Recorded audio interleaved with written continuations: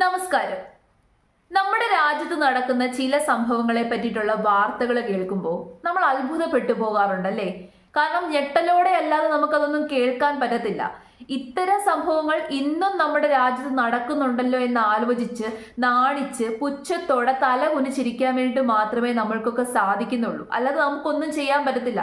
കാരണം നമ്മളുടെയൊക്കെ കൈകൾ കെട്ടിയിടപ്പെട്ടേക്കാണ്, നിയമത്തിന്റെ പോലും കൈകൾ കെട്ടിയിട്ടേക്കാണ്. അപ്പൊ പിന്നെ സാധാരണക്കാരായിട്ടുള്ള നമ്മളുടെ അവസ്ഥ പറയണോ?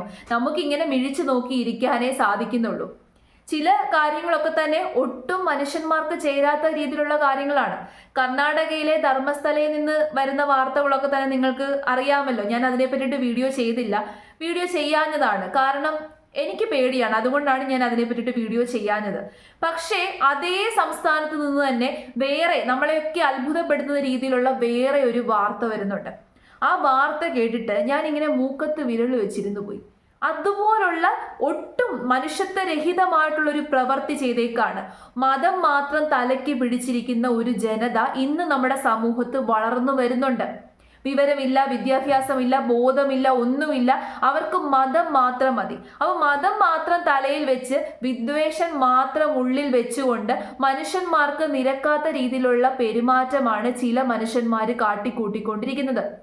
അപ്പൊ കർണാടകയിലെ ഒരു UP സ്കൂൾ, അപ്പൊ അവിടെ ചെറിയ കുട്ടികളാണ് പഠിച്ചുകൊണ്ടിരിക്കുന്നത്. 5ാം ക്ലാസ് വരെ എങ്ങാണ്ടേ ആ ഒരു സ്കൂളിലുള്ളൂ. ആ സ്കൂളിലെ ഹെഡ് മാസ്റ്റർ എന്ന് പറയുന്നത് ഒരു മുസ്ലിമാണ്, പ്രിൻസിപ്പൾ ഒരു മുസ്ലിമാണ്.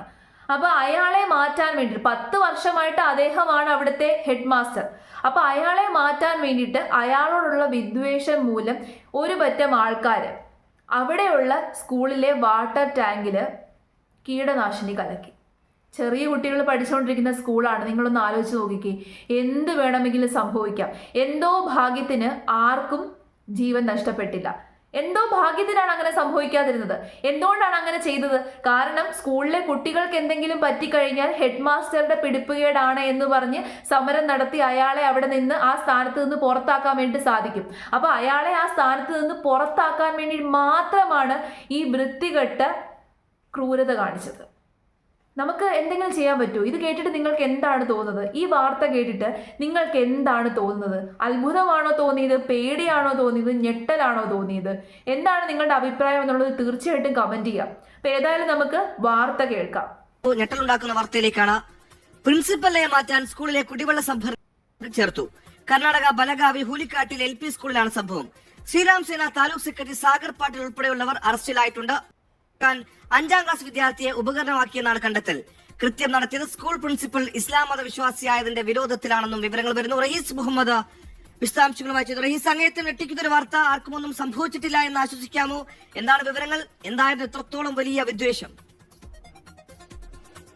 സുഹേൽ, കേട്ടുകേൾവിയില്ലാത്ത തരത്തിലുള്ള വിദ്വേഷത്തിന് പുറത്ത് കേട്ടുകേൾവിയില്ലാത്ത തരത്തിലുള്ളൊരു സംഭവമാണ് ഇപ്പോൾ കർണാടകയിലെ ബലഗാവിയിൽ ഉണ്ടായിരിക്കുന്നത്. ഞെട്ടിക്കുന്ന സംഭവം. അതായത് ഗവൺമെന്റ് ലോവർ പ്രൈമറി സ്കൂൾ ഹുലിക്കാട്ടിലെ ഈ സ്കൂളിൽ കഴിഞ്ഞ 13 വർഷമായി സുലൈമാൻ ഗോരിനായിക് എന്ന ഒരാളാണ് അവിടുത്തെ ഹെഡ് മാസ്റ്റർ. ഇദ്ദേഹം ഒരു മുസ്ലിമാണ്. അപ്പോൾ ഇയാളുമായി കഴിഞ്ഞ കുറെ നാളുകളായി അവിടുത്തെ മറ്റൊരു വിഭാഗത്തിന് എതിർപ്പുണ്ടായിരുന്നു. കൃത്യമായി പറഞ്ഞാൽ ശ്രീറാം സേന പോലെയുള്ള ചില വിഭാഗങ്ങൾ അദ്ദേഹവുമായി എതിർപ്പുണ്ടായിരുന്നു. അതിന്റെ പേരിലാണ് ഈ സ്കൂളിലെ വാട്ടർ ടാങ്കിൽ കുട്ടികൾ വെള്ളം കുടിക്കുന്ന വാട്ടർ ടാങ്ക് 5ാം ക്ലാസ്സിൽ പഠിക്കുന്ന ഒരു കൊച്ചിന് മുട്ടായി വാങ്ങിച്ചു കൊടുക്കാം എന്ന് പറഞ്ഞ് അതിനെയും കൊണ്ടാണ് ഈ പ്രവൃത്തി ചെയ്തത്. കാരണം അവർക്ക് സ്കൂളിലേക്ക് പ്രവേശിക്കാൻ വേണ്ടിയിട്ട് പറ്റത്തില്ലല്ലോ. ആ കുട്ടിക്ക് എന്തറിയാം? അതിനൊന്നും അറിയത്തില്ല. മുട്ടായി വാങ്ങിച്ചു കൊടുക്കാം എന്ന് പറഞ്ഞപ്പോ അത് സമ്മതിച്ചു. ഈ കലർത്തുന്ന സാധനം എന്താണെന്നോ അത് കഴിച്ചു കഴിഞ്ഞാൽ നമുക്ക് ദോഷമാണെന്നോ ഒന്നും അതിനറിയത്തില്ലായിരിക്കാം. പിന്നീട് ഇങ്ങനൊരു വിഷയം ഉണ്ടായപ്പോൾ അധ്യാപകരോട് പോയി പറഞ്ഞത് ഈ കുട്ടിയാണ്. അന്നേരം ആ കുട്ടിക്ക് മനസ്സിലായി ഞാൻ ചെയ്തത് തെറ്റാണ് എന്ന് അതിന് മനസ്സിലായി. അപ്പോൾ നമ്മൾ മുതിർന്നവരെപ്പോഴും കൊച്ചു കുട്ടികൾക്ക് മാതൃകയാവേണ്ടവരാണ് നമ്മളുടെ പ്രവൃത്തിയിലൂടെ. അതിപ്പോൾ ഏത് ഇതും ആയിക്കോട്ടെ, നമ്മളുടെ തന്നെ മക്കളാവണമെന്നില്ല. ചെറിയ പിള്ളേർക്കൊക്കെ മാതൃകയാവേണ്ടവരാണ് മുതിർന്നവര്. അതേ മുതിർന്നവര് തന്നെ ചെറിയ പിള്ളേരെയും കൊണ്ട് തെറ്റ് ചെയ്യിപ്പിക്കുകയാണ്. എന്ത് കാരണത്താലും. മതം, അത് മാത്രമാണ് കാര്യം, വേറെ ഒരു റീസണും ഇല്ല. മതം. ഒരു ഹെഡ് മാസ്റ്റർ, അയാളുടെ ജോലി നമ്മൾ വിലയിരുത്തേണ്ടത് അയാളുടെ മതം നോക്കിയിട്ടാണോ? അല്ല. അയാളുടെ ജോലി വിലയിരുത്തേണ്ടത് അയാൾ നന്നായിട്ട് ആ ജോലി ചെയ്യുന്നുണ്ടോ, കുട്ടികളെ നന്നായിട്ട് നോക്കുന്നുണ്ടോ, ആ സ്കൂളിന്റെ കാര്യങ്ങൾ നന്നായിട്ട് നോക്കുന്നുണ്ടോ, ഇങ്ങനെയൊക്കെയാണ് നമ്മൾ ജോലി വിലയിരുത്തേണ്ടത്. അതൊന്നും അയാൾ ചെയ്യുന്നില്ല എന്നുണ്ടെങ്കിൽ നമ്മൾക്ക് പരാതിപ്പെടാം. അല്ലെ? പരാതിപ്പെട്ടിട്ട് ഹയർ എഡ്യൂക്കേഷൻ വകുപ്പുകൾക്കോ അല്ലെന്നുണ്ടെങ്കിൽ ബന്ധപ്പെട്ട അധികാരികൾക്കോ വല്ലതും പരാതിപ്പെട്ടതിന് ശേഷം അയാളെ ആ സ്ഥാനത്ത് നിന്ന് നീക്കാം. ഇത് പക്ഷേ മതമാണ് വിഷയം. അയാൾ മുസ്ലിം ആയതുകൊണ്ട് അയാൾ അവിടെ ഇരിക്കണ്ട, ആ പൊസിഷനിൽ ഇരിക്കണ്ട എന്നുള്ള ആ ഒരു വിദ്വേഷം കൊണ്ട് ഈ കടുങ്കൈ ചെയ്യുകയാണ്.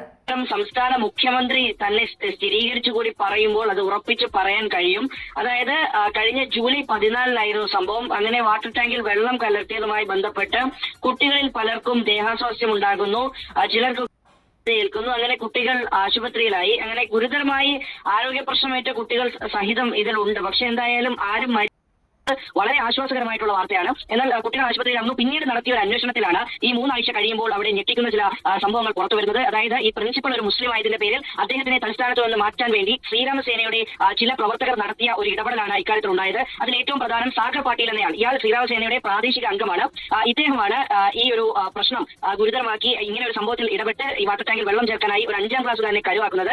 അയാളെ ആ 5ാം ക്ലാസ്സുകാരനെ വിളിച്ച് അവനെ ഭീഷണിപ്പെടുത്തി. ഓരോ വർഷം കഴിയുന്തോറും നമ്മളുടെ രാജ്യം ഇപ്പൊ മുന്നോട്ടല്ല പൊയ്ക്കൊണ്ടിരിക്കുന്നത്, പിന്നോട്ടാണ്. രാജ്യം മുന്നോട്ട് പോകുന്നുണ്ട്, രാജ്യത്തിന് വളർച്ച വരുന്നുണ്ട്. പക്ഷേ ജനങ്ങളുടെ മനസ്സിന് ഒരു വളർച്ചയും ഉണ്ടായിട്ടില്ല. പ്രത്യേകിച്ച് അങ്ങോട്ട് നോർത്ത് ഇന്ത്യയിലോട്ടൊക്കെ പോകുന്തോറും ജനങ്ങളുടെ മനസ്സിന് ഒരു വളർച്ചയില്ല. അവരുടെയൊക്കെ ഉള്ളിൽ ഇരുട്ട് മാത്രം നിറഞ്ഞു വന്നേക്കാണ്. എന്ത് കാരണത്താലാണ്? ഈ രാഷ്ട്രീയക്കാർ തന്നെയാണ് കാരണം. ഇവിടെ ഇത്രയധികം മതത്തെ കൂടുതലായിട്ട് ബൂസ്റ്റപ്പ് ചെയ്ത് കാണിച്ചത് രാഷ്ട്രീയക്കാരാണ്. അവരുടെ ആ പ്രവൃത്തി കൊണ്ട് ഇപ്പൊ ജനങ്ങൾ അനുഭവിച്ചുകൊണ്ടിരിക്കുകയാണ്. സത്യമല്ലേ? എല്ലാവരും മതത്തെയാണ് പൊക്കിക്കൊണ്ട് വരുന്നത്. എല്ലാ രാഷ്ട്രീയ പാർട്ടിയും ഇതിനകത്ത് കണക്കാണ്. ഒരു പാർട്ടി മാത്രമല്ല, എല്ലാ രാഷ്ട്രീയ പാർട്ടിയും മതത്തെ പൊക്കിക്കൊണ്ട് വരും. എന്നിട്ട് ജനങ്ങളുടെ ഉള്ളിൽ വിദ്വേഷം ഉണ്ടാക്കും, ജനങ്ങളുടെ ഉള്ളിൽ കുത്തിത്തിരിപ്പ് ഉണ്ടാക്കും, തമ്മിലടുപ്പിക്കും. എന്നിട്ട് അങ്ങോട്ടും ഇങ്ങോട്ടും പ്രശ്നമാണ്. ഇപ്പൊ സഫർ ചെയ്തുകൊണ്ടിരിക്കുന്നത് സാധാരണ ജനങ്ങളാണ്, പാവപ്പെട്ട ജനങ്ങളാണ് ഇപ്പൊ ഇതിനെല്ലാം സഫർ ചെയ്തുകൊണ്ടിരിക്കുന്നത്. നമ്മൾക്ക് എന്ത് ചെയ്യാൻ വേണ്ടി പറ്റും? നമ്മൾ ആരെങ്കിലും പ്രതീക്ഷിച്ച ഒരു സംഭവമാണോ? ആരും പ്രതീക്ഷിച്ച ഒരു സംഭവമല്ല ഇത്. ആരും വിചാരിക്കുന്നില്ല. ഇങ്ങനൊരു സംഭവം പരിശോധന നടത്തിയത് കൊണ്ടും പോലീസുകാർ അന്വേഷിച്ച് ചെന്നതുകൊണ്ടും ഇതാണ് കാര്യമെന്ന് മനസ്സിലായി. ചെറിയ കുട്ടികളുടെ ജീവൻ വെച്ചിട്ടാണ് ദുഷ്ടന്മാര് കളിച്ചത്. ആർക്കെങ്കിലും എന്തെങ്കിലും സംഭവിച്ചിരുന്നെങ്കിലോ? സംഭവിക്കേണ്ടതായിരുന്നു. പക്ഷെ എന്തോ ഭാഗ്യത്തിന് സംഭവിച്ചില്ല. അവിടെ ഉണ്ടായിരുന്ന കുട്ടികളുടെയും അധ്യാപകരുടെയും ആ ഹെഡ് മാസ്റ്ററിന്റെയും ഭാഗ്യത്തിന് ഒന്നും സംഭവിച്ചില്ല. എന്തെങ്കിലും സംഭവിച്ചിരുന്നു എന്നുണ്ടായിരുന്നെങ്കിൽ ഈ വാർത്ത ഇങ്ങനെ ആയിരുന്നില്ല വരുന്നത്. ഇതിപ്പോ കുറേ ദിവസങ്ങൾ കഴിഞ്ഞ് ജൂലൈ 14 എങ്ങാണ്ട് നടന്ന സംഭവമാണ്.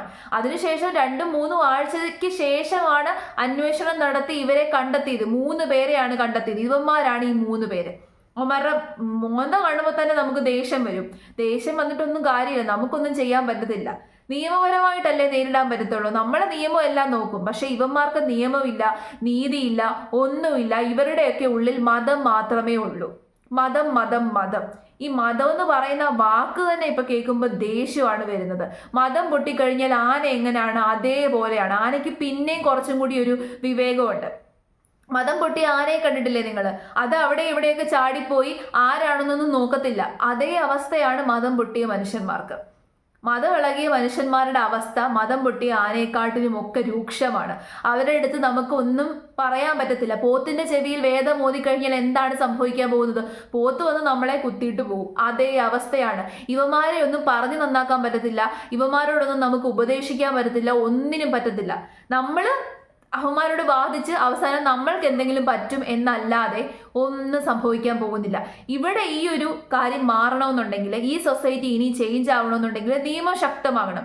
ഇതുപോലെ മതം പറഞ്ഞ് അനാവശ്യമായിട്ടുള്ള പ്രവർത്തികൾ ചെയ്യുന്നവർക്ക് കടുത്ത ശിക്ഷ തന്നെ കൊടുക്കണം. അല്ലാതെ വെറുതെ അങ്ങോട്ടും ഇങ്ങോട്ടും തേരാപ്പാര നടത്തിയത് കൊണ്ട് മാത്രം കാര്യമില്ല.